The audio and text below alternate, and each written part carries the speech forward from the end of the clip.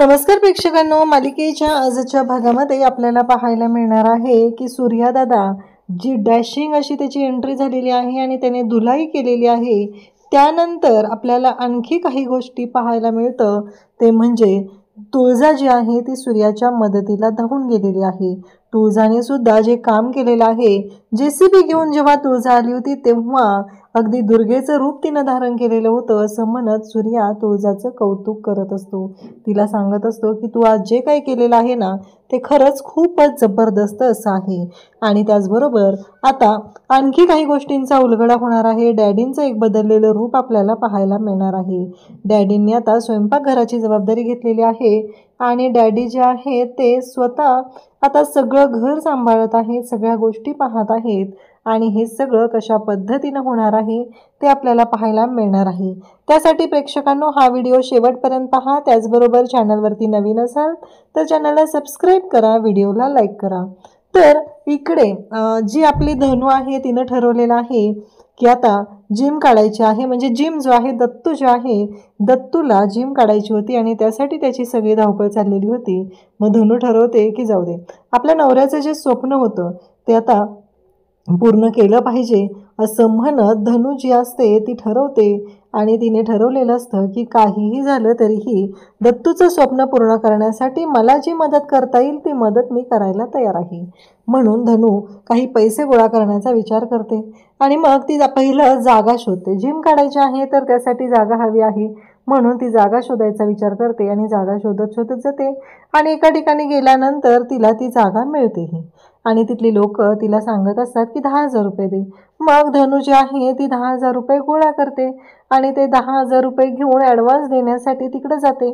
तिथे ॲडव्हान्स देते, पैसे घेते आणि त्याचबरोबर इकडे मात्र धनूला आता त्या लोकांनी फसवलेलं असतं। धनूला माहीतच नसतं, धनूने तर नानांकडून पैसे आणलेले असतात। इकडे तुळजा त्याचबरोबर शालन, मालन आणि भाग्या तिघीही मंदिरात आलेले असतात। मग भाग्याने प्रदक्षिणा घालायची असतात 21, तुळजाने पण ओठी भरायची ठरवलेली असते। राजूचं सगळं व्यवस्थित होत आहे, शालनचा वाढदिवस आहे, हे सगळं ठरलेलं असतं आणि त्या मंदिरात आलेले असतात। मग इकडे शालन म्हणते की आता माझ्या धनूच्या बाबतीत पण सगळं व्यवस्थित होऊ दे, तिचा पण पाळणा हलू दे। मालन म्हणते इकडं पण पाळणा हलू द्या, म्हणजे तुळजा आणि सूर्याचा संसारही सुखाचा झाला पाहिजे, त्यांच्याही संसार वेलीवर कळी उमलली पाहिजे असं वाटत असतं आणि हे सगळं चालू असतं। त्यासोबतच आता तुळजा मंदिरात प्रदक्षिणा घालत असते। भाग्य आणि तुळजा, शालन आणि मालन दोघेही तिथे उभे असतात आणि त्याचबरोबर आता काही बायका येतात आणि म्हणतात मालकीनबाई तुम्ही? तेव्हा ते सांगत असते हो, भाग्याला चांगला मार्क पडलेत म्हणून मंदिरात घेऊन आलेले आहे। पण बायका मात्र शालनला मालनला म्हणू लागतात की त्या दिवशी त्या परडीच्या कार्यक्रमात तिथे यात्रेमध्ये राडा झाला ना डॅडींकडनं, ते कळलं आम्हाला, तुम्ही अजून पण सूर्याकडेच राहताय का? हे सगळं त्या बायका बोलत असतात आणि तेव्हा मात्र शालनला थोडंसं वाईट वाटतं। त्या म्हणतात की कसं आहे, हे बरं दिसतं का? तुमची सून दिसली तिथं मालकीनबाई, पण कसं आहे माहिती आहे का, तुम्ही इकडे राहताय, पोटूशी पोर एकटी घरात ठेवली आहे, हे बरं दिसतं का सांगा बरं? कसं आहे, शेवटी नवरा बायकोचं जे काही आहे ते नवरा बायकोनेच मिटवायचं असतं असं त्या बायका बोलत असतात। बिचाऱ्या शालनला थोडंसं वाईट वाटायला लागतं की हे सगळं काय आहे, म्हणजे बायकांनी असं बोलायची गरजच नव्हती, तरीही ते बायका या पद्धतीनं बोलत असतात आणि तेव्हा मात्र शालन थोडीशी हळवी होते आणि ती म्हणू लागते की नाही, काहीही झालं तरीही ज्या गोष्टी घडलेल्या आहेत तिचं तिला थोडंसं वाईटच वाटलेलं असतं आणि त्यासोबतच ती म्हणत असते की नाही काहीतरी वेगळं घडतंय, तिलाही वाईट वाटायला लागलेलं असतं आणि ती म्हणत असते की नाही मलाच काहीतरी केलं पाहिजे आणि त्याचबरोबर तिच्या डोक्यात विचार सुरू झालेले असतात। आणि त्यासोबतच इकडे पाहायला मिळतं की जेव्हा या सर्व गोष्टी घडत असतात तेव्हा मात्र इकडे आता सूर्या दादा तिथं पोहोचलेला असतो आणि इकडे अडचणीत असते ती म्हणजे धनू। धनू खूप अडचणीत असते, धनूला माहीतच नसतं की हे सगळं काय घडतंय, ह्या माणसाने तिला फसवलेलं आहे, या कोणत्याच गोष्टीची जाणीव धनूला नसते। बिचारी तिथे फसलेली असते आणि ती माणसं मात्र तिला त्रास देत असतात, तिच्याशी चुकीच्या पद्धतीनं वागण्याचा प्रयत्न करत असतात आणि धनू पळत पळत त्या माणसांच्या डोक्यात बांबू घालते आणि तिथून पळत डायरेक्ट सूर्याचं घर गाठलेलं असतं। आणि त्याचबरोबर हे सगळं जेव्हा घडत असतं तेव्हा मात्र इकडे पाहायला मिळतं की जेव्हा या सर्व गोष्टी घडत आहेत दादा करून ती जोरात किंचाळते आणि सूर्यादादा हा तिच्या मदतीला धावून येतो। त्याचबरोबर ती माणसं म्हणत असतात कोण आहे, कोण वाचवणार आहे तुला आता, कोणी वाचवणार नाही आहे तुला, असं तिला बोलत असतात. परंतु त्यांना कुठं माहिती आहे की सूर्यादादा काय चीज आहे. आणि सूर्यादादा तिथे येतो. धनू सांगत असते की यांनी मला फसवलंय, यांनी माझे पैसे घेतलेले आहेत. ते म्हणतात की नाही देत जा, कोण आहे तुझा सूर्यादादा, काय करतोय मला बघायचंय, असं म्हणत आता सूर्याच्या बाबतीत ते बोललेले असतात. आणि सूर्याच्या बहिणींवर जर हात टाकला तर त्याची हालत काय होते हे मात्र वेगळं सांगायला नको. आणि मात्र सूर्य आता भयानक चिडलेला असतो, ज्याचा विचारही कोणी करू शकत नाही. इतक्या मोठ्या गोष्टी घडलेल्या असतात. त्यासोबतच इकडे पाहायला मिळतं की सूर्या मात्र भयानक असा चिडलेला आहे. सूर्याने ज्या गोष्टी केलेल्या असतात, पाहिलेल्या असतात, धनूला त्रास दिला. सूर्याच्या बहिणींवर कोण डोळा ठेवेल त्याचे डोळे फोडून टाकायची सुद्धा ताकद सूर्याच्यात असते. आणि जी धुलाई करायला सूर्या तयार होतो, त्याने धनूला सांगितलेलं असतं की तू आत थांब. आणि तो धनूला आत थांबायला सांगतो. आणि त्याचबरोबर हे सगळं चालू झालेलं असतं. धनू आत असते. आणि हे सगळं जेव्हा घडत असतं तेव्हा मात्र इकडे सूर्या त्या लोकांची धुलाई करत असतो. ते गुंड पण सूर्याला पण ऐकत नसतात. ते 3-4 जण असतात. बिचारा सूर्या एकटा असतो. आणि हे सगळं चालू झालेलं असतं. त्यानंतर आपल्याला पाहायला मिळतं की जेव्हा या सर्व गोष्टी घडत असतात तेव्हा मात्र आता तेवढ्यातच तुळजा, त्याचबरोबर शालन मालन सगळेजण येतात. तुळजा विचारते हे सगळं काय झालेलं आहे, हे सगळं काय झालेलं आहे, असं ती विचारत असते. आणि तेव्हा मात्र इकडे आता शालन मालन सगळ्या तिथं आलेले आहेत. त्यांना सूर्य फक्त एवढंच सांगतो की तुम्ही आत थांबा. त्यांना दोघींनाही आत थांबायला सांगतो. आणि त्याचबरोबर सूर्या त्या गुंडांची धुलाई करत असतो. सूर्या त्या गुंडांना त्यांची लायकी दाखवत असतो. आणि सूर्यानं त्यांची धुलाई करायला अशी सुरुवात केलेली असते की ज्याचा स्वप्नातही विचार त्या गुंडांनी केलेला नसतो.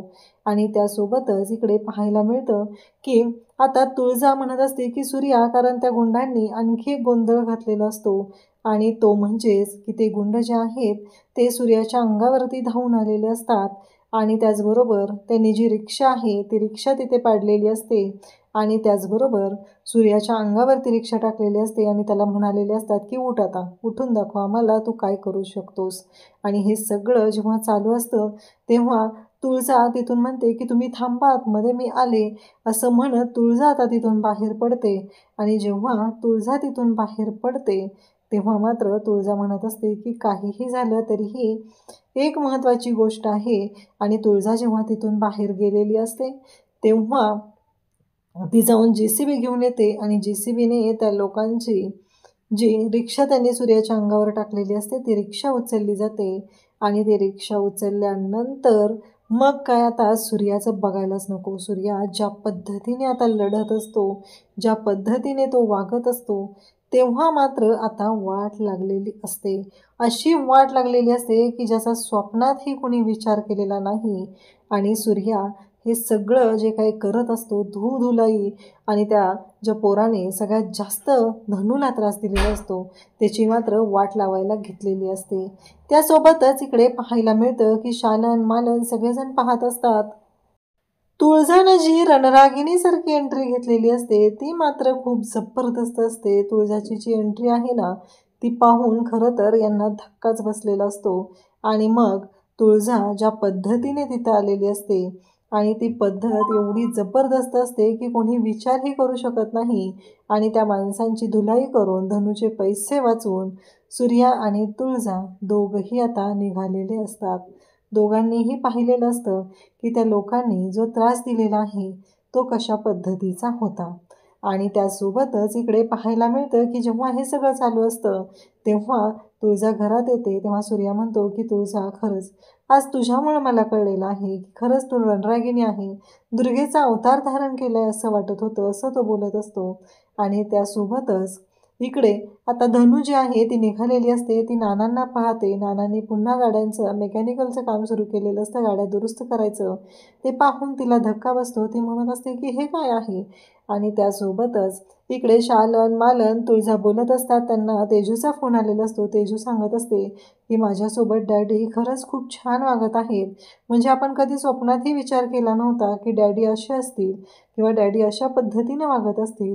हे कधीच वाटलं नव्हतं. आज तर डॅडींनी स्वयंपाकघरात ते गेलेले आहेत आणि जेवण बनवायला त्यांनी सुरुवात केलेली आहे. शालन मालन म्हणत असतात की हे काय काय घडलंय काय हे, कारण आजपर्यंत मालक कधीच असे गेलेले नव्हते आणि आज हे सगळं काय पाहतोय आपण, हा प्रश्न त्यांना पडलेला असतो. कारण स्वतःचं जेवलेलं ताटही मालकांनी कधी आजपर्यंत घेऊन गेलेले नव्हते आणि हे सगळं काय आहे हा मोठा प्रश्न उभा राहिलेला असतो. आणि त्यासोबतच हे सगळं जेव्हा चालू असतं तेव्हा मात्र आता खूप मोठा धक्का बसलेला असतो. शालन मालन आता काय निर्णय घेणार आहेत, नक्की कशा पद्धतीनं गोष्टी होणार आहेत ते आपल्याला या व्हिडिओ पुढे पाहायला मिळणार आहे. ते आता घरी जाणार का, कारण डॅडींनी जे 5 दिवसाचं चॅलेंज तुळजाला दिलेलं आहे त्यासाठी ही सगळी डॅडींची नाटकं चाललेली आहेत. अशाच अपडेटसाठी चॅनलशी कनेक्टेड राहा. थँक्यू.